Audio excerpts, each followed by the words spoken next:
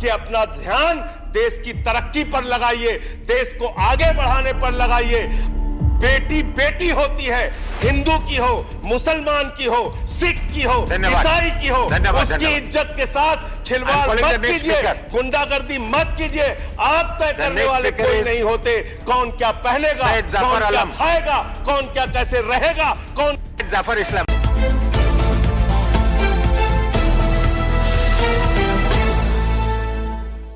खाओ डिजिटल, गाओ डिजिटल, देश का बैंड बजाओ डिजिटल।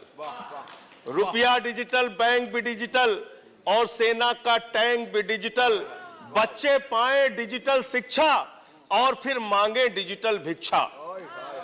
बच्चे पाएं डिजिटल शिक्षा और फिर मांगे डिजिटल भिक्षा।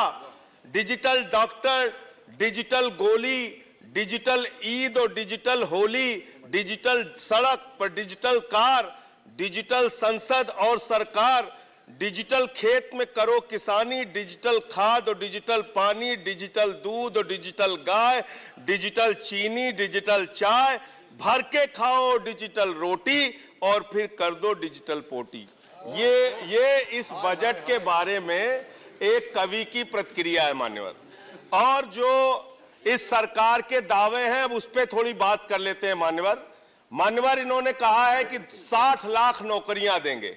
मैं पूछना चाहता हूं, आपने तो स्वयं स्वीकार कर लिया, पहले तो आप 2-2 करोड़ करके लोगों को मूर्ख बनाते रहे और अब आप खुद स्वीकार कर रहे हैं कि 2 करोड़ आपके बस की नहीं है। अब आप 60 लाख नौकरियां देने की बात कह रहे हैं। और आप नौकरियां कैसे दे रहे हैं नौजवानों को मान्यवर?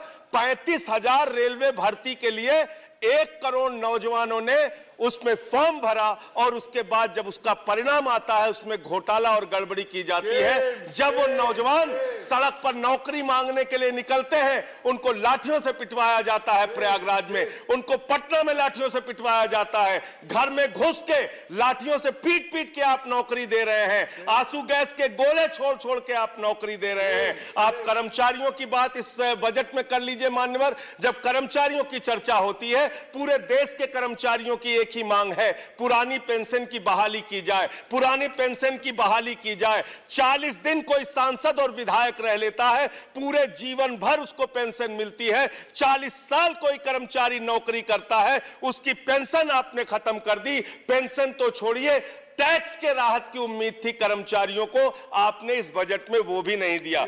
इसके साथ साथ मान्यवर आपने इस बजट में किया क्या है? 22 तक सबको घर देने की आपकी योजना थी, वो 22 तक घर देने की योजना भी पूरी तरीके से जमीन पर उतर के नहीं आई, वो भी फेल साबित हुई।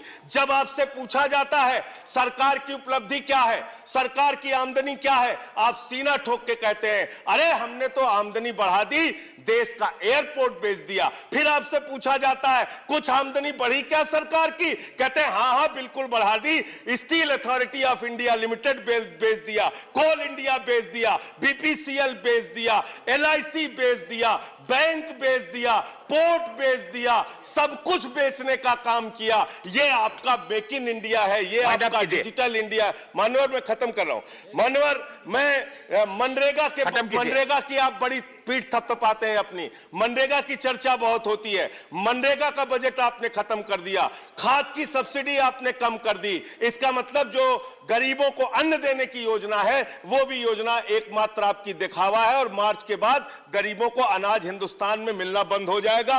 अंत में आपके माध्यम से एक ही इस सरकार से अनुरोध करना चाहूंगा कि अपना ध्यान देश की तरक्की पर लगाइए, देश को आगे बढ़ाने पर लगाइए।